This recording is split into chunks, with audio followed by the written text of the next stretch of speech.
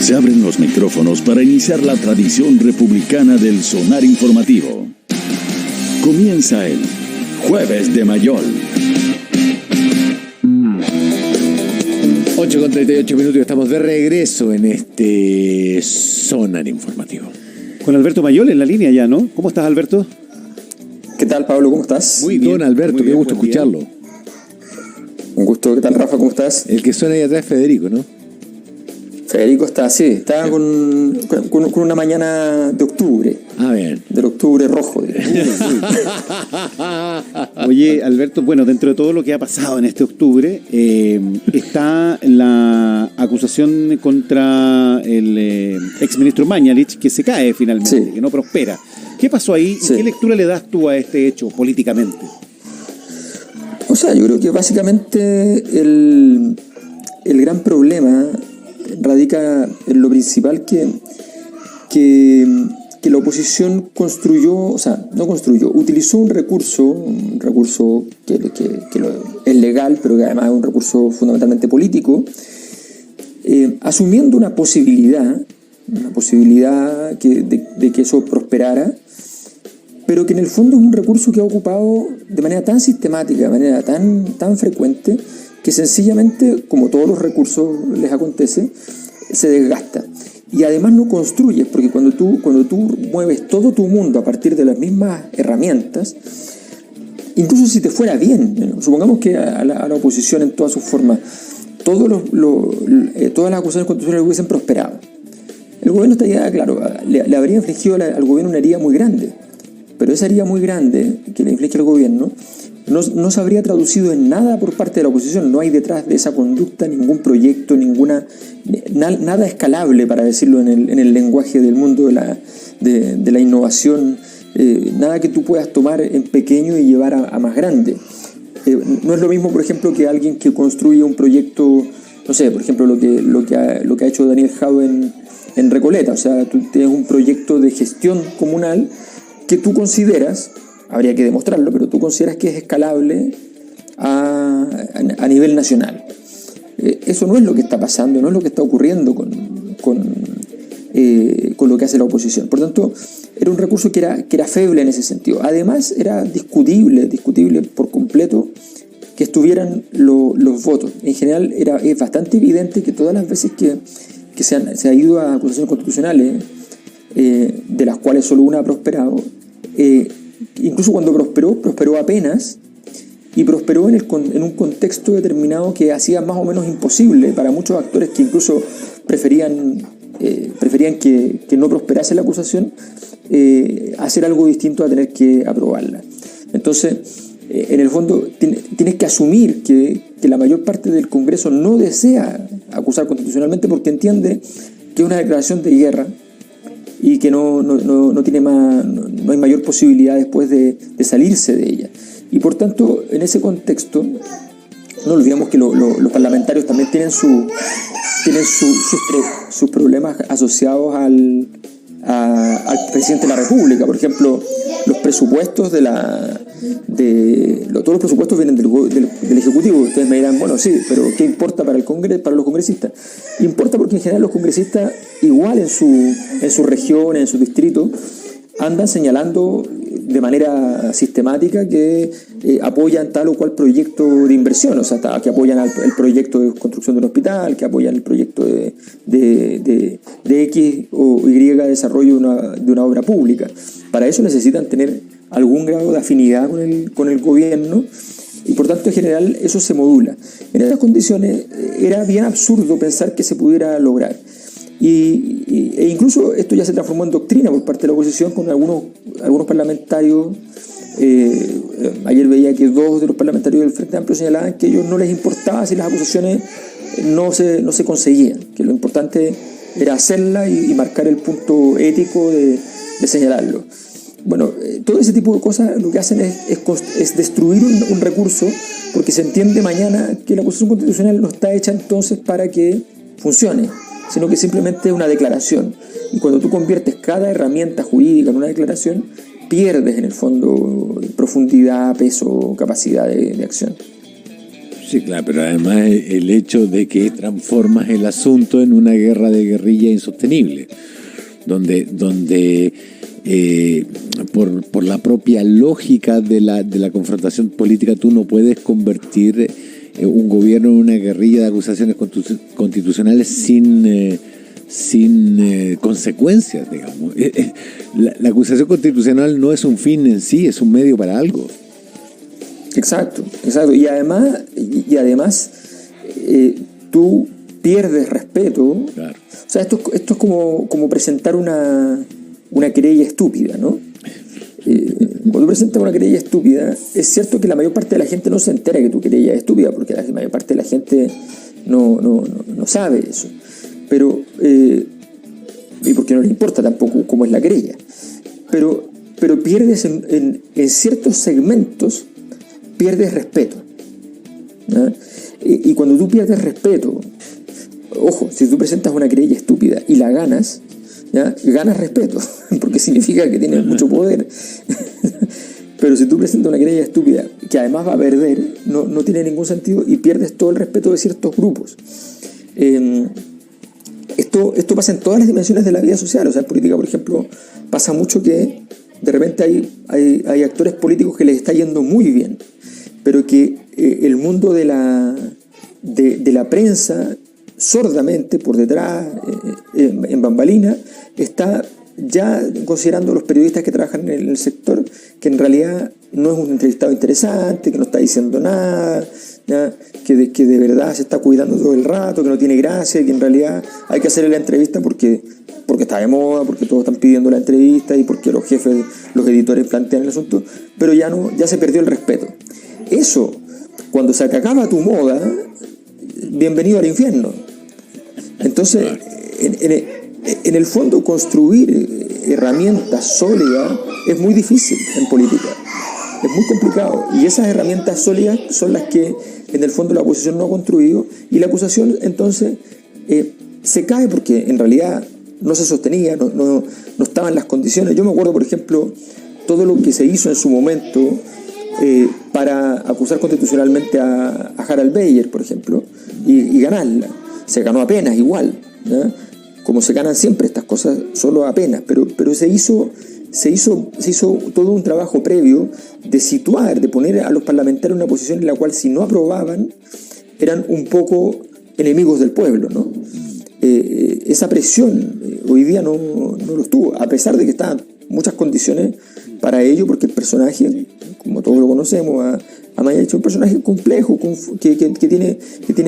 es tan duro, es tan rocoso, es tan ácido también, que obviamente hay posibilidades de que pague consecuencias. El típico perfil de político que tiene muchas gracias desde el punto de vista de su construcción de poder para su sector, pero que en general no cae bien y que por tanto normalmente paga consecuencias. Y en esta ocasión podría perfectamente haberlas pagado. Sin embargo, pero en esa línea, a ver, aquí se cae la acusación constitucional, pero queda otro flanco muy importante, que es la investigación penal. Y ahí hay sí, claro. otro flanco que me parece que es mucho más, ya que tú planteabas esto de la solvencia de la presentación en el Parlamento, acá el panorama es distinto. ¿Qué ves tú respecto de esto? Porque hay muchos que también observan a Mañalich como un personaje al cual no se le va a hacer ningún tipo de daño, ¿no? Que va a salir indemne de todo esto. Sorteó la primera valla, que es la acusación constitucional, pero ¿qué pasa con la investigación que lleva adelante el Ministerio Público? Bueno, te lo respondo así. Hace un par de semanas, poquito, el ministro Larraín, ministro de Justicia, entró a invitar cordialmente y a trabajar activamente con una propuesta de cómo resolver la problemática de competencias entre la Corte Suprema y el Tribunal Constitucional, la guerra que hay hoy día entre la Corte Suprema y el Tribunal Constitucional. O sea, hoy día la Corte Suprema ve cualquier cosa que la quieran llevar al Tribunal Constitucional y si puede falla encima para que no se pueda ir y qué sé yo, hay una guerra. Lo saca con el cuerpo. Exactamente, lo saca con el cuerpo y además con un poco de brazo, por tanto sí hay falta, pero el árbitro para cobrarla tiene que estar bien fuerte, porque además entendamos que la Corte Suprema cuando enfrenta al Tribunal Constitucional corre con ventaja, porque el TC tiene tan mala fama, tan mala historia, tiene tan mala conceptualización, está a partir de una Constitución que ya sabemos cómo está en términos de legitimidad, y por tanto entonces le cuesta poder pararse frente a la Corte Suprema. Bueno, frente a esa situación, ¿qué implica esto? Implica que la Corte Suprema entenderá que el gobierno en los próximos meses tiene relevancia para su destino, para su futuro. Y por tanto también ahí hay un elemento que es político. O sea, obviamente la política está en estos temas está muy fuerte, sobre todo en la medida que aumentas el nivel de importancia. O sea, el derecho puro, entre comillas, el derecho de Corte Suprema es muy sofisticado, es muy interesante, pero también es mucho más político. Y yo creo que en ese sentido no va a ser tan fácil llegar y decir, ¿saben qué? Vamos a ir, va a avanzar penalmente esto con cierta facilidad, considerando que las condiciones probatorias y un conjunto de elementos están complejas. Vamos a ver cómo avanza eso, pero evidentemente recordemos que probar delitos de carácter penal es una cosa muy, muy, muy complicada, sobre todo cuando se trata de delitos que en el fondo no hay un arma homicida de por medio. Entonces va a ser bien complejo, pero yo creo que era para ellos muy importante como antecedente, porque esas cosas sí pesan mucho, como antecedente que esto viniera escrito en limpio todavía, la hoja no esté rayada todavía. Una acusación constitucional exitosa con alguna clase de texto adentro que dice algo que ya produce un ruido para el juicio, es bien diferente. Por tanto, y además, insisto, yo creo que el tema político en estas cosas importa mucho. O sea, son juicios que en el fondo se pueden ir diluyendo en el tiempo con toda claridad. Vimos los casos emblemáticos de la transición, los grandes juicios, los casos de corrupción durante el gobierno de Lagos, por ejemplo, se resolvieron con soluciones penales, entre comillas, ridículas. La culpa la tiene una persona, ¿ya? Y se acabó, digamos. Entonces, quiero decir, estas cosas tienen ciertas condicionantes que son más complejas. Ya. Pero sin embargo, en términos, yo recuerdo que cuando fue la acusación contra Cubillos, el ambiente dentro del oficialismo era de jolgorio, de júbilo. En esta ocasión fue como, vamos a otra cosa, como que el hastío del que hablabas y la superposición de problemas bastante más urgentes, como el 18 de octubre, el aniversario del 18 de octubre, como que rápidamente dejaron atrás esta acusación. Sí, ¿sabes? Lo que pasa es que, o sea, lo de la oposición no tenía ningún fundamento. O sea, ¿cómo tú concentrabas toda la energía en la acusación constitucional si estás a 2 semanas del plebiscito? Claro. O sea, es que, de verdad, o sea, imaginémonos que el 20 de septiembre del 1988 la oposición presenta unas causas en los tribunales, o que cambia la conversación, incluso no que presenta ninguna causa en tribunales, que presenta un cambio en la conversación y plantea otras temáticas a 15 días del plebiscito. Es que no se entiende. O sea, no se entiende cuál es el nivel de dispersión, de desconcentración, cuál es la problemática. No se hizo a tiempo, no se hizo en el momento. Hubo un momento que la cuestión de Mañalich con los datos estaba álgida. Chile era un país que efectivamente tenía una situación de los datos muy extraña. O sea, Chile era uno de los países, de los 5 países con más contagio en un momento determinado, y al mismo tiempo uno de los 5 países con menos muertos. Y todos los países que tenían esas condiciones, salvo Chile, eran dictaduras. ¿Ya? Entonces era una cosa muy sorprendente, muy sorprendente. Y los datos no cuajaban. ¿Ya? A tal punto que el ministro dijo que su hipótesis respecto a los datos se le había derrumbado como un castillo de naipes. Claro. O sea, el mismo.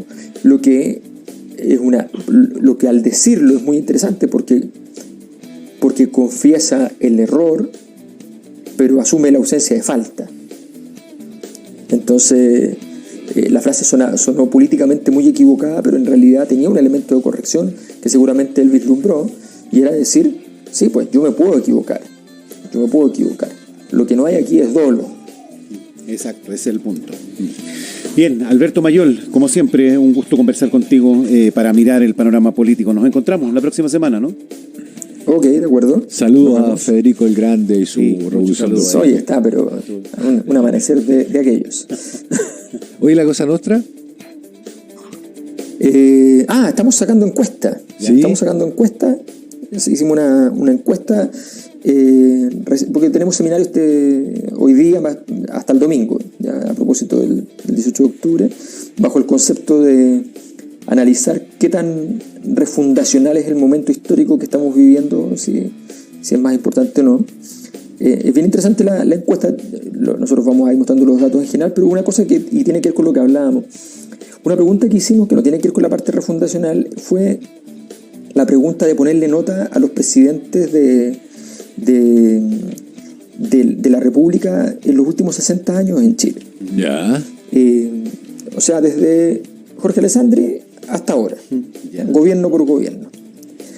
Y es muy interesante porque además yo tengo esa medición hecha el 2006 también, hasta ese instante, hasta Ricardo Lagos. Y lo primero que impacta es cuánto bajan las notas, o sea, las notas promedio de todos los presidentes. De todos. Bajan enormemente. ¿Ya? El más sorprendente es Ricardo Lagos. Ricardo Lagos en el 2006 obtiene un 6,1 y hoy día obtiene un 3,5. O sea, pasa de estar en un nivel de excelencia académica, ¿ya?, a estar reprobado. Con los mismos hechos, porque además estamos hablando que no es que gobernó de nuevo ni nada, sino que con los mismos hechos del pasado.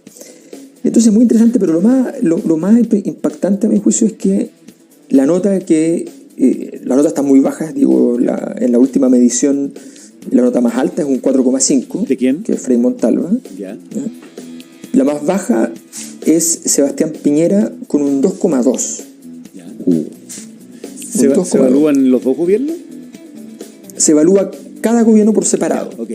El gobierno actual está en un 2,2 y el gobierno anterior está en un 3,5. O sea, hay una diferencia importante entre uno y otro.